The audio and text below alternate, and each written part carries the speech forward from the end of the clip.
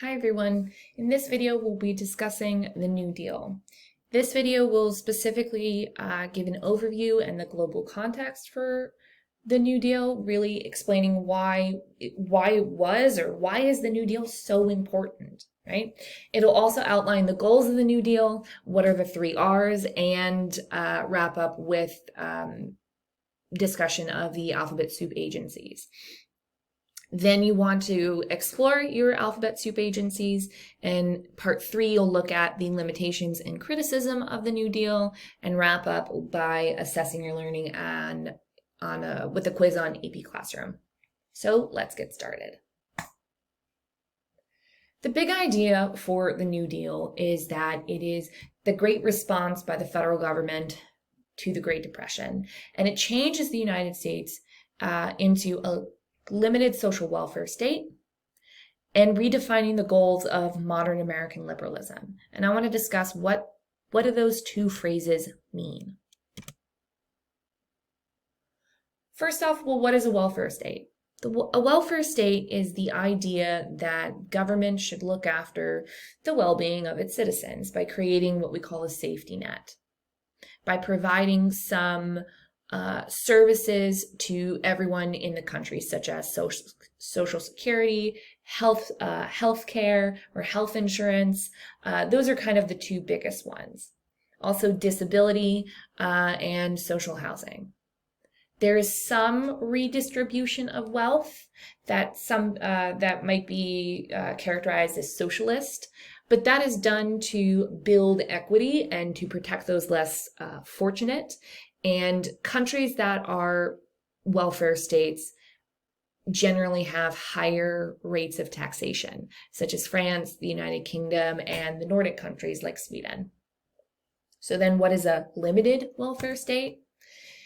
Limited welfare state basically concedes that the government has some social programs, some safety nets, but generally less than other nations. The government has a regulatory role in being a watchdog against corruption in the private sector of the economy. And there's no nationalization of key industries. There's no public ownership or government ownership of key businesses such as healthcare or railroads. That's another popular one. The next term is, what is modern American liberalism? Liberalism just means all those Enlightenment ideas. It's a political philosophy that really focuses on the idea that everyone's born with natural rights, that there's the social contract, we follow the rule of law, there's political equality, all of those Enlightenment things. Modern American liberalism is just liberalism as practiced in the 20th century, really, with the creation of the industrialized state. The goals or agreements of liberalism, redefining those goals, is that through the New Deal, the American people accept and really demand a more active role of government in daily life, to provide a social safety net, to act as guardrails from abuses in the economy, but also to protect freedoms and civil liberties, and also ensure a free market. The two biggest examples of modern American liberalism would be the New Deal and the Great Society of the 1960s. Another more recent example would be the passing of the Affordable Care Act, otherwise known as Obamacare, under the presidency of Barack Obama. Let's talk a little bit about the global context. In 1933, the United States is really in the depths of the Great Depression, and so is the world. Almost every single country is in some sort of economic recession. And FDR, in his first inaugural speech, he says, "The only thing we have to fear is fear itself." He doesn't mean like, oh, we're not going to be afraid of anything. He means that we, the American people, are going to attack this fear, this uncertainty, this economic troubles head on, and we're not going to be afraid. It's a call to action, really. And if you're thinking, well, what are some of these anxieties or fears of the age, right? Definitely the economy. How am I going to afford to feed my family today? And that spreads into the political agenda of, can democracy meet the challenges of the time period? There's a real fear that democratic governments are going to collapse.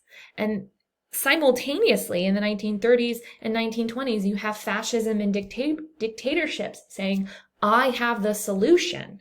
I can fix it.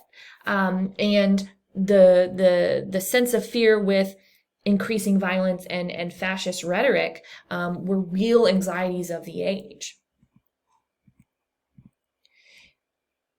So there's this idea that democracies cannot compete with dictatorships.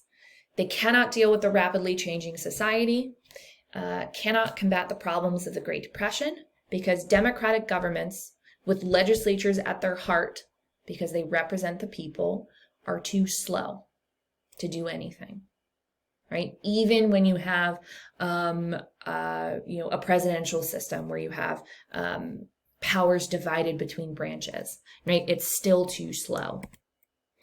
Fascist and other dictatorial regimes like in Italy and Germany were actually making more economic progress against the Great Depression, only in the sense that most of their government programs were centered around militarization and massively increasing the army and the navy to put people to work. And then also in Germany, you had the development of opening up more jobs by removing any challengers and placing those people in concentration camps. These fascist governments also pass what historians call enabling acts. These are laws basically handing unlimited powers to Mussolini and Hitler to combat the present crisis, to circumnavigate the rule of law.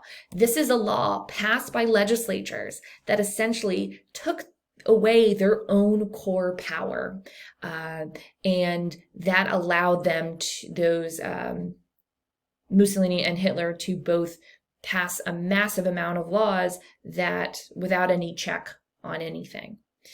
It allowed for the passing of the Nuremberg laws, for example, and those were the first set of laws that targeted Jews and has set the pretext for the Holocaust. So why is the New Deal important? When we think about the global context, about this fight for liberal democracies, Ira Katznelson, he's a historian at Columbia University, argues that of the New Deal's many achievements, none was more important than to demonstrate liberal democracy, a political system with the legislature at its heart, representative democracies, could govern effectively, even in the face of great danger, right? Even in the face of dire economic consequences, even in the face of a massive world war.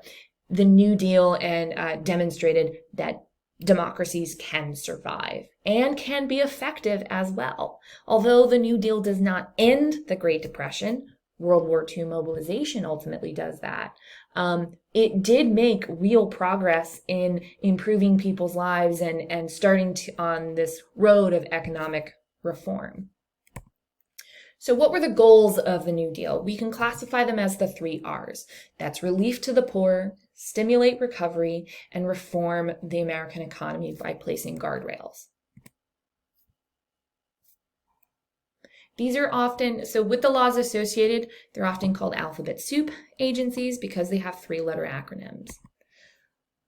You are going to be doing an exploration now that explores 6 of the most important programs.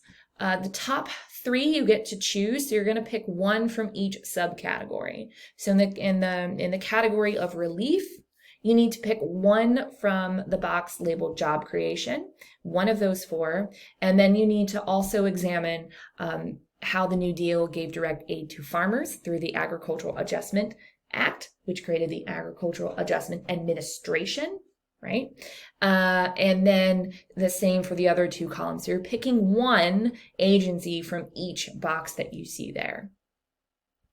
Once you're done with that, you'll continue on looking at limitations and criticisms of the New Deal. Have a great day.